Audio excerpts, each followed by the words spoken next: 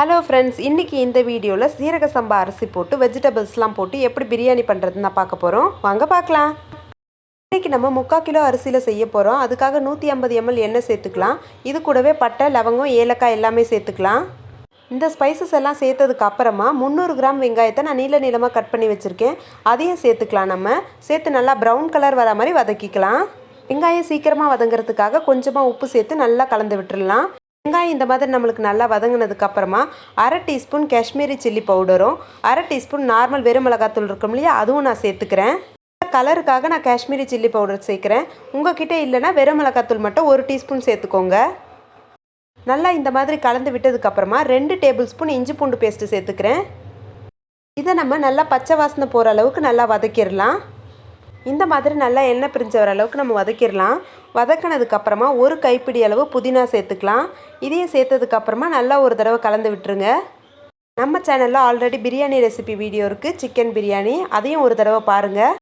இது கூடவே நம்ம 1 கைப்பிடி அளவு கொத்தமல்லி சேர்த்துக்கலாம். இதை நல்லா இந்த மாதிரி சின்னதாக கட் பண்ணி சேர்த்திங்கன்னா சாப்பிடும் போது நம்மளுக்கு டிஸ்டர்பன்ஸாக இருக்காது. இது கூடவே 2 பச்சை மிளகாய் சேர்த்துக்கிறேன். பச்சை மிளகாய் எல்லாம் சேர்த்ததுக்கப்புறமா இந்த மாதிரி நல்லா ஒரு தடவை கலந்து விட்டுருங்க.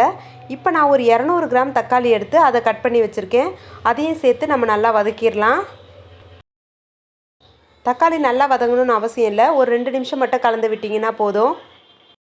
இப்போ நம்ம பிரியாணிக்கு தேவையான அளவுக்கு நம்ம உப்பு சேர்த்துக்கலாம். ஒரு உப்பு டேஸ்ட்டு மாறும். நீங்கள் எவ்வளோ உப்பு தேவையோ உங்கள் வீட்டில் இருக்கப்படி நீங்கள் சேர்த்துக்கோங்க. இப்போ நான் வெஜிடபிள் 1 உருளைக்கிழங்கு, 1 பெரிய கேரட் கட் பண்ணி வச்சுருக்கேன். இதையும் நம்ம சேர்த்து நல்லா கலந்து விட்டுடலாம். உங்கள்கிட்ட என்ன வெஜிடபிள் இருக்கோ அதை நீங்கள் சேர்த்துக்கோங்க. பீன்ஸ், மஷ்ரூம் அதெல்லாம் கூட நம்ம சேர்க்கலாம். இது நல்லா ஒரு பக்கம் வதங்கிட்டு இருக்கட்டும். இது நடுவில் நம்ம மீல் மேக்கர் ரெடி பண்ணிக்கலாம். நான் சின்னதாக இருக்கும் இல்லையா, அந்த மீல் மேக்கர் தான் யூஸ் பண்ணுறேன். நல்லா கொதிக்கிற தண்ணியில் அந்த மீல் மேக்கரை போட்டுருங்க. போட்டு நல்லா கொதிக்கட்டும். கொதி வந்த உடனே நல்லா இது பாருங்கள் பெருசாகிடுச்சு. இப்போ இந்த ஸ்டேஜில் ஸ்டவ்வை ஆஃப் பண்ணிவிட்டு ஒரு தட்டு போட்டு மூடி ஒரு 10 நிமிஷம் விட்டுருங்க.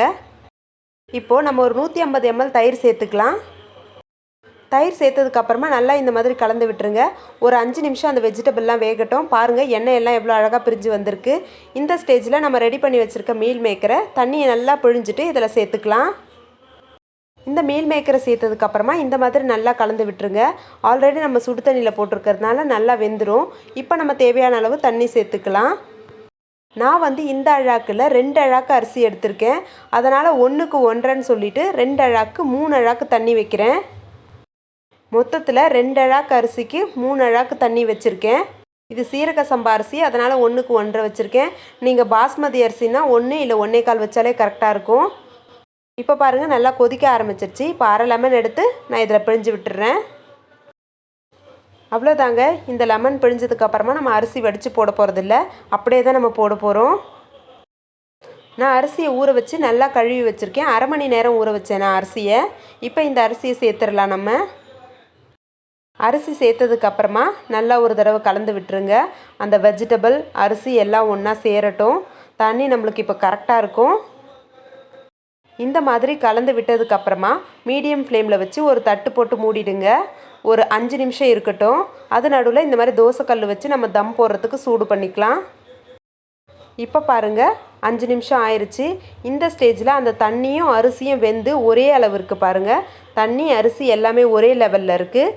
இந்த ஸ்டேஜில் நம்ம தம் போட்டுடலாம். இந்த மாதிரி சும்மா ஒரு தடவை கலந்து விட்டுருங்க. கலந்து விட்டதுக்கப்புறமா தட்டு போட்டு மூடிடுங்க. தட்டு போட்டு மூடினதுக்கப்புறமா தோசைக்கல்லில் இருக்க அடுப்பை சிம்மில் வச்சிடலாம். சிம்மில் வச்சுட்டு இந்த பாத்திரத்தை எடுத்து மேலே வச்சுட்டு அது மேலே நான் கொஞ்சம் சுடு தண்ணி வச்சுருக்கேன். அதையும் நம்ம வச்சிடலாம் தம்முக்காக. இந்த மாதிரி செட் பண்ணிடுங்க. 20 நிமிஷம் சிம்மிலே இருக்கட்டும். அதுக்கப்புறம் ஒரு 5 நிமிஷம் ரெஸ்ட்டு கொடுத்துட்டு திறந்து பாருங்கள். சூப்பரான சீரக சம்பா வெஜிடபிள் பிரியாணி நம்மளுக்கு ரெடி ஆயிடுச்சு. இப்போ கொஞ்சம் ஆறிடுச்சு. பாருங்கள் எப்படி பளபளன்னு சூப்பராக இருக்குது. லன்ச் ரெடி ஆயிடுச்சு. வாங்க சாப்பிடலாம்.